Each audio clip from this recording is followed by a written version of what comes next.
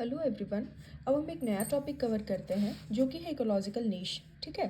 तो इकोलॉजी दो वर्ड से मिलकर बना है। ऑक्योस का मतलब होता है होम और या फिर प्लेस टू लिव, और लोगोस का मतलब होता है स्टडी। नीश वर्ड जो है सबसे पहले जोसेफ ग्रेनियल ने 1917 में दिया था। ठीक है। ये हमें बताता है कि किसी भी ऑर्गेनिज्म का उसके इन्वायरमेंट में या फिर दूसरे ऑर्गेनिज्म के साथ कैसा रिलेशनशिप है। ठीक है। नीश किसी भी स्पीसीज़ के लिए उसके जितने भी एट्रीब्यूट जो उसके लाइफस्टाइल में इन्वॉल्व होते हैं उस सब उन सारी चीज़ों को बताता है।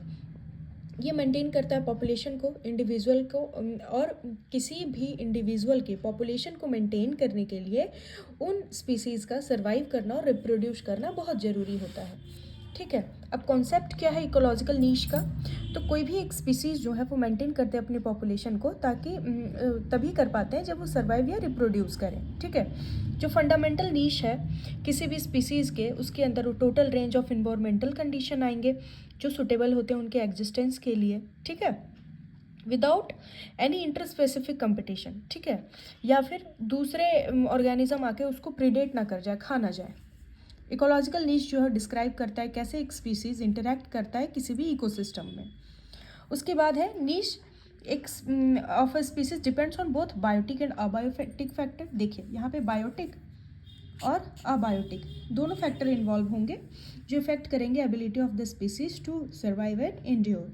बायोटिक फैक्टर के अंदर क्या क्या आएंगे? फूड अवेलेबिलिटी आएंगे। ठीक है। प्रीडेटर्स आएंगे।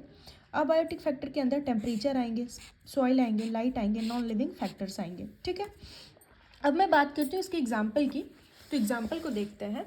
तो हमारा डंग बिटल की बात की गई है जो कि डंग को कंज्यूम करता है लार्वल और एडल्ट फॉर्म में। ठीक है। डंग बिटल स्टोर करता है डंग बॉल्स को ब्यूरज में, और फीमेल जो है वहाँ जाकर अपने एग को ले करती है। उसके बाद एग्जाम्पल है गार्डन स्पाइडर का।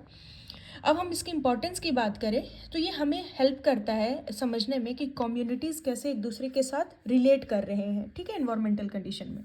उसके बाद कंपटीशन को मिनिमाइज करने के लिए।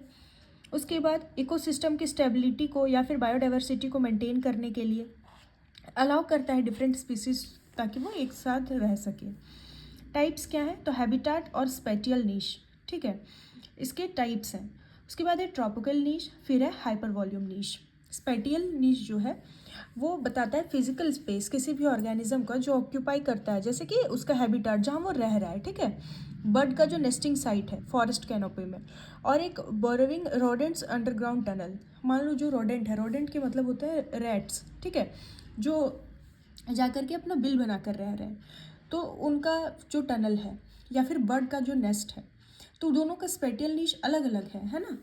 अब हम ट्रॉपिक नीश की बात करें तो उनका फीडिंग पोजीशन, जैसे कि ट्रॉपिक लेवल आप पढ़े होंगे, producer, consumer, primary consumer, secondary consumer वगैरह।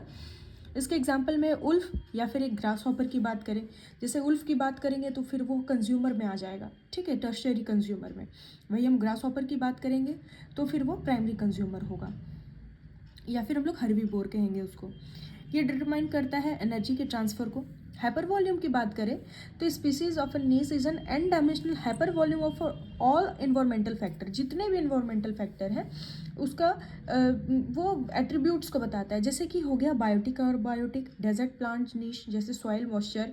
उसके बाद फिर लाइट इंटेंसिटी या फिर हर्बीवोर का डिफेंस, ये सारे इसके अंदर आते हैं। ठीक है। अब नीश के डायमेंशन की बात करें तो देखिए, नीश का डायमेंशन का कॉन्सेप्ट सबसे पहले दिया गया था हस्टिशन 19 के द्वारा 1957 में। नीश का डायमेंशन हो सकता है शॉर्ट नोट्स में अलग से भी आ जाए, पर अगर लॉन्ग में आता है इकोलॉजिकल नीश तो उसमें आप नीश डायमेंशन को भी ऐड कर सकते हो।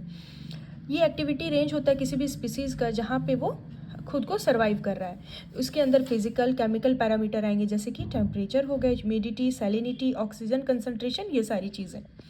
जैसे कि अगर कहेंगे कि कोई species N number of dimension, तो niche would be described as N dimensional space. ठीक है। अगर एन नंबर ऑफ डायमेंशन है तो उसको नीश को हम डिस्क्राइब करेंगे कि एन डायमेंशनल स्पेस में है। डिपिक्ट करता है डिग्री जिसमें इन्वायरमेंट सपोर्ट करता है किसी भी स्पीसीज का रिलेशन किसी भी पार्टिकुलर पैरामीटर पे। इसका डायग्राम बना हुआ है। Blue grey gnatcatcher feeding niche is represented on 2D graph. ठीक है। नीश डायमेंशन जो है किसी भी environmental variable resource axis along with species needs can be described, अलग अलग एक्सिस के बेसिस पे हम डिस्क्राइब कर सकते हैं। देखिए फिजिकल फैक्टर्स की बात की गई है, केमिकल फैक्टर, बायोलॉजिकल फैक्टर और टेम्पोरल फैक्टर्स।